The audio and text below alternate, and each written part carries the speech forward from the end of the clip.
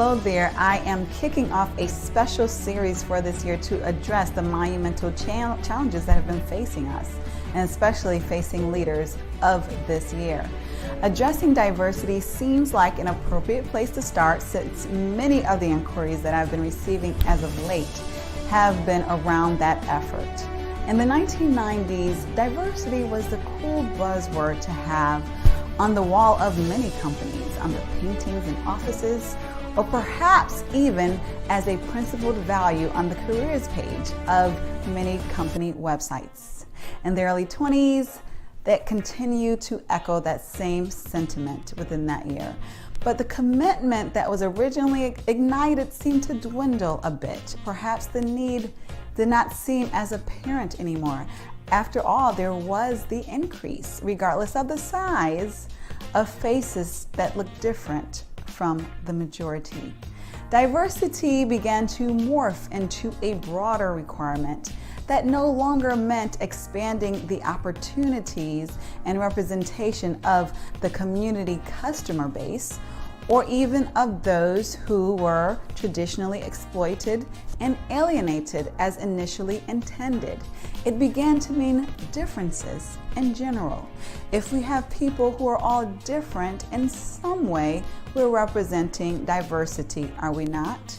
We have introverts, we have extroverts, we have the innovators as well as the producers, we have the left-handed and the right-handed, and if we are really bold, we will even focus on gender diversity, bringing in more females.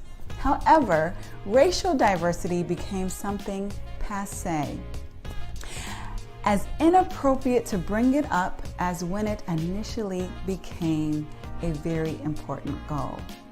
Only decades prior, it was a priority, and only decades later, it became out of fashion. And you better not dare speak of racism, because if you are so lucky to be one of the selected few to get let in, you certainly did not want to risk that access. Now comes a time when we are all humbled. The United States is humbled, and dare I say, the world has been humbled. The egregious, painstaking, and monstrous pandemic, also known as COVID-19, has given everyone, all of us, a grand spanking. Regardless of your privileged position, it has everyone searching for the steering wheel, the continuous drive to regain what we perceived as control. On the best days, we even aim to grasp an intimate purpose for our lives. While our wounds were still open, some may have perceived theirs as healing or being healed, and others with gashes wide open. George Floyd happens. For some, this was the absolutely last emotional straw, the last straw of racism that had been detrimentally deadly to their livelihood, figuratively and physically, for a very long time. And for others, it was the last straw because they were already against the wall due to the lasting damage of this pandemic and other environmental conditions. And for some, well, for others, their eyes were opened for the absolutely first time, if you can imagine that. Or perhaps it was the first occasion that they had to focus, the opportunity to focus on such ugliness that was nothing short of a rerun for many others. Perhaps it was the explosive cocktail that was created between a massive killing pandemic and a video that would give Freddy Krueger the chills. Whatever the reason, what appears to be a tipping point, the need for diversity, and dare I even say racial diversity, once again has our attention. I would like to spend some time focusing on 7 steps to expanding diversity within your organization. What is not covered comprehensively in this vlog is inclusion. Inclusion is very important, and I would say a class above diversity. And diversity is like the prerequisite, if you will, of inclusion. it's definitely easier to accomplish of the two. Though some may argue the opposite, ideally you would commit to taking both classes at the same time. And I know that some are saying, isn't diversity hard enough? Yet, if we are honest, yes, it is. It is, especially in this country. However, diversity is not and never will be sustainable without inclusion. So given the limited time available in this vlog, and kudos to those who are still here listening to me, because I know time is limited for many of us, we're going to focus on company diversity specifically. So step number one in achieving diversity for your organization is acknowledging that you don't know what you don't know. When I think of several conversations that I have had with people who work in talent acquisition for many major companies, or even professional associations for that matter, where there has been a lack of diversity, the main argument is that they cannot seem to find the right people of color. That it's so hard to find people of color to fill those roles and to be interested. Now, admittedly, I will say to you, I will confess, I'm often thinking, though sometimes not saying or asking, is it that you cannot find people of color, or you don't know what you just don't know? And the truth is that homogeneity is the most basic and easiest way to make decisions. And that is for all of us. So while kindergartners are the most loving and collaborative and friendly people among each other, they do tend to cling to one another. While they may be friendly to everyone, they bond with each other based upon their common experience living in a world of unknowns where they know a lot more than people think that they do, and they're often underestimated. And one of the first things that they learn is to categorize. They group the round shapes with other round ones, the purples with the purples, and the greens with the greens. Categorization, we learn from an early age, saves us time. And as we grow older, we continue to advance in the skill of categorization. Categorization adds efficiencies to our lives that we otherwise would not have. I personally have coded my closet based upon occasion, based upon the color of the material. And even when we are found of people who are not like ourselves, most of us, if we're honest, we tend to categorize. Since kindergarten, we have gravitated to those like us because it is more comfortable. And that is what we tend to do, categorize.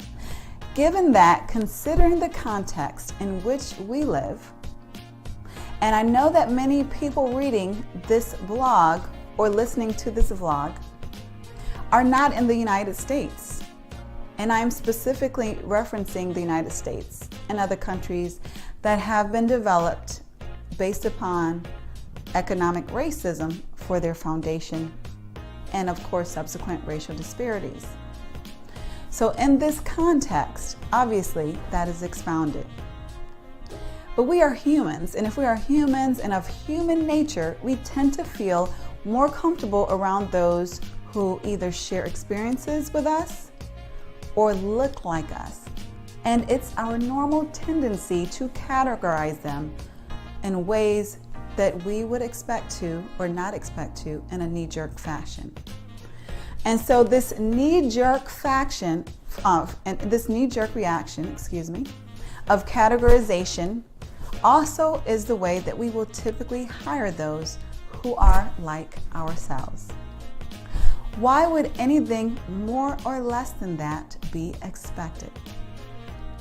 And then you put that in the context of an economically driven, racially disparaging tradition, and you have what we have today, and that is a racism pandemic in a world that may ironically deem themselves as post-racial. I am reminded of a time when I was in church. I'm still in church, but there was a special occasion where blue was the color that we were to wear.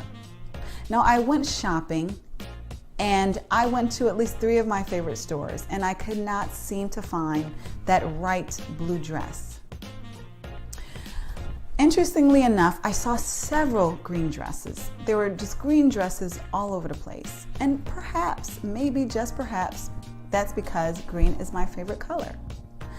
I wasn't used to wearing blue, I would admit, and blue was a stretch for me, and I rarely, if ever, wore blue. I eventually found a blue dress online, but I lacked a connection to it. I just was not used to wearing it. Sure, some may be offended that I dare compare people to dresses. And I agree, it's not that simple.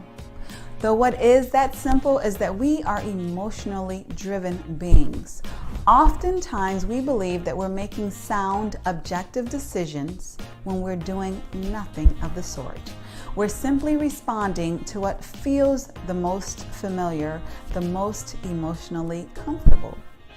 And some of us call it a gut feeling.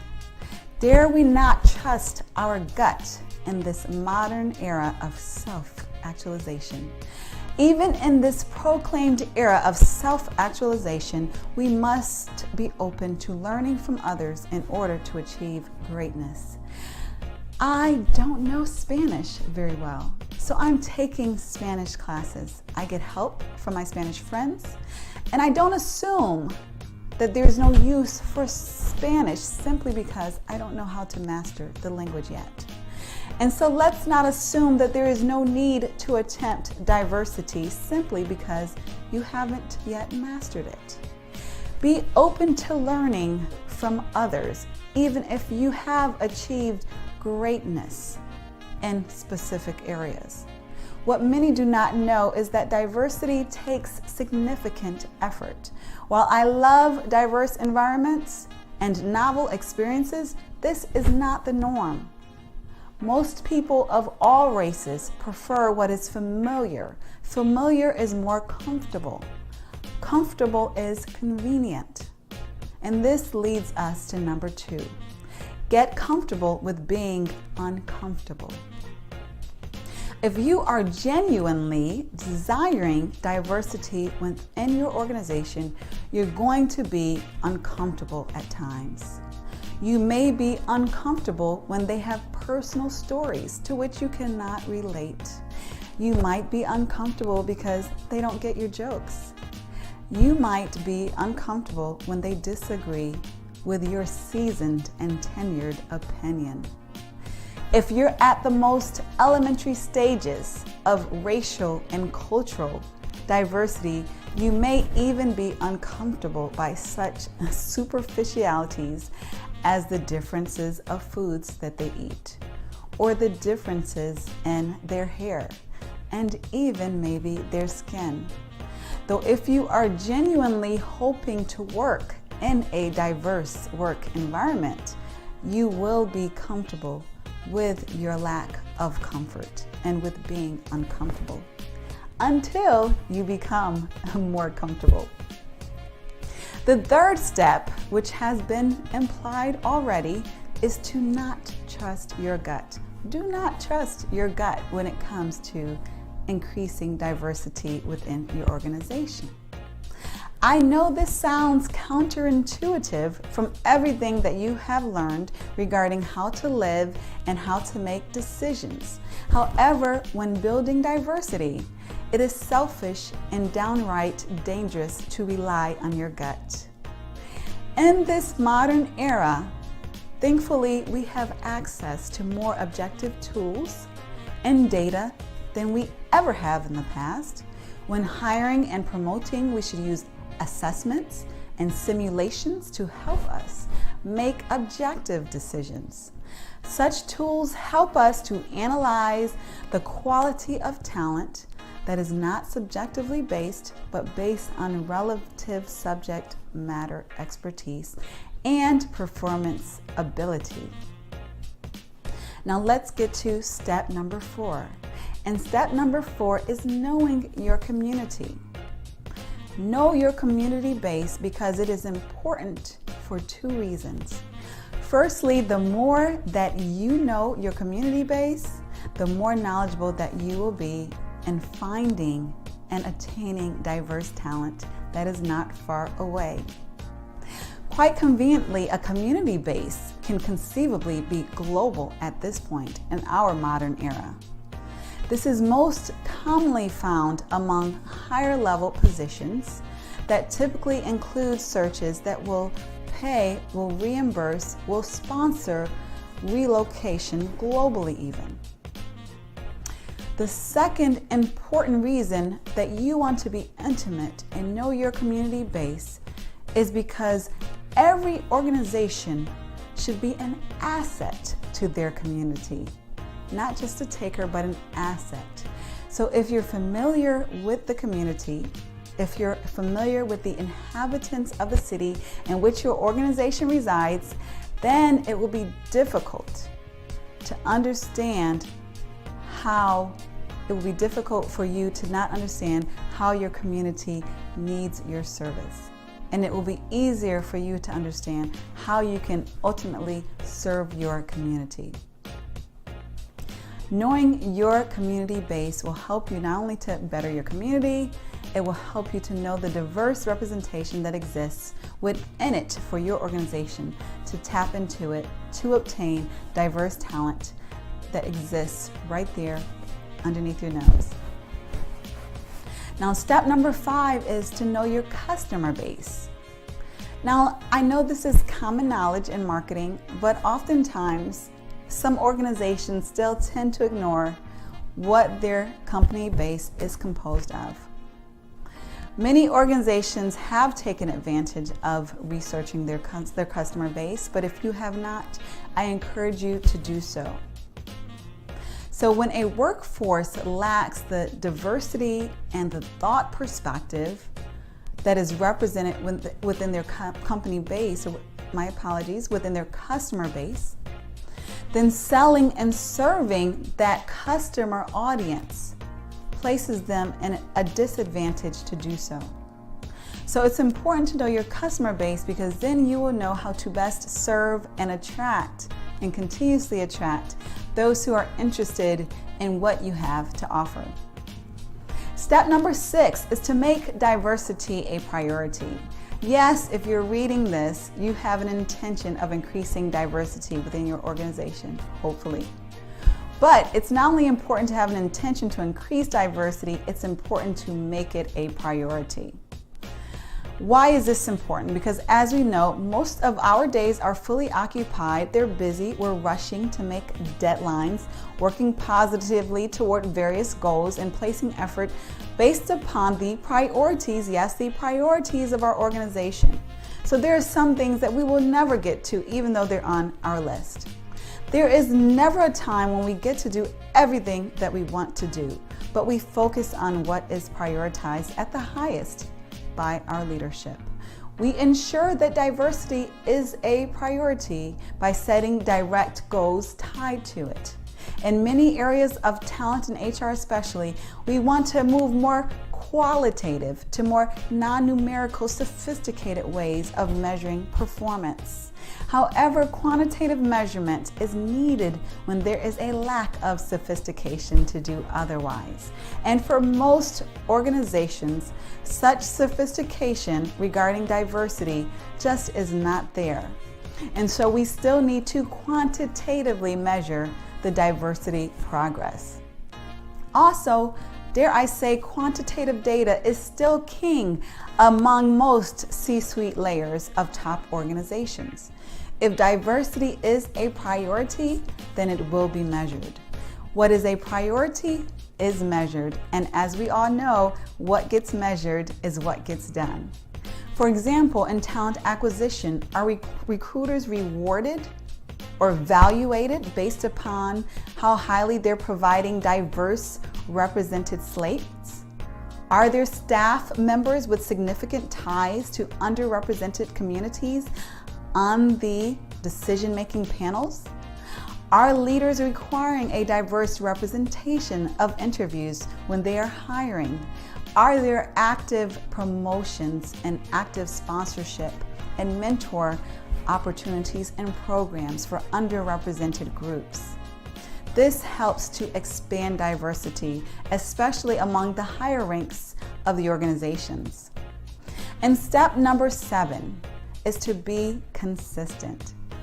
As Coach John Wooden once said, character is measured by what we do when no one else is looking. So if diversity is a real goal of your organization, then you want to institutionalize those practices far beyond what is publicly visible. But you want to communicate to your team, to your organization, that diversity is an important value of your organization. The best way to institutionalize diverse efforts is to make it a part of your traditional dashboards. When you measure quarterly the performance of your organization or your team, you can also measure hiring and retention of diverse talent bases. In addition to lag measures, you can also use lead measures that proactively link efforts to diverse outcomes, including recruitment and internal inclusion efforts. If you find this information interesting or helpful, I have a big ask for you, and that is to please share it with others, because I know that there are some people who are genuinely struggling with diversity, and I want this to be a help with them. So share with those, especially those leaders who you believe would benefit from this information, and have a phenomenal day.